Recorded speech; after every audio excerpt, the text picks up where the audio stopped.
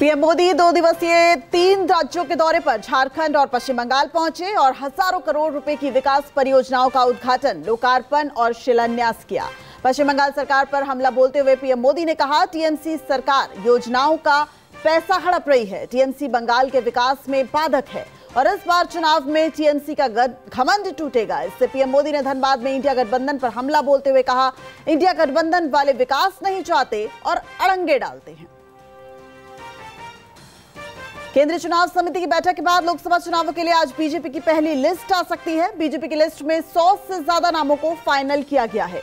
सूत्रों के मुताबिक पहली लिस्ट में पीएम मोदी, अमित शाह, राजनाथ सिंह समेत कई दिग्गजों के नाम होंगे।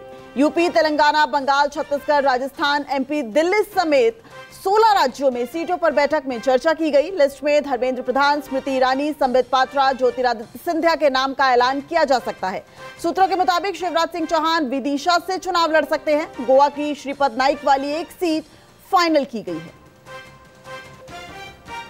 बीजेपी की सीईसी की बैठक में सहयोगी दलों के लिए भी सीटों पर चर्चा हुई। सूत्रों के मुताबिक बीजेपी आरएलडी के लिए 2 लोकसभा सीटें, अपना दल एस के लिए 2 लोकसभा सीटें, सुभा सपा और निषाद पार्टी के लिए 1-1 सीटें देगी। यूपी की 20 सीटों पर प्रत्याशियों के नाम फाइनल नहीं हुए हैं। अगर सीईसी की बैठक में पेंडिंग सीटों पर चर्चा होगी। सूत्रों के मुताबिक असम की सभी सीटों पर चर्चा हुई। लगभग 50% चेहरे बदले गए।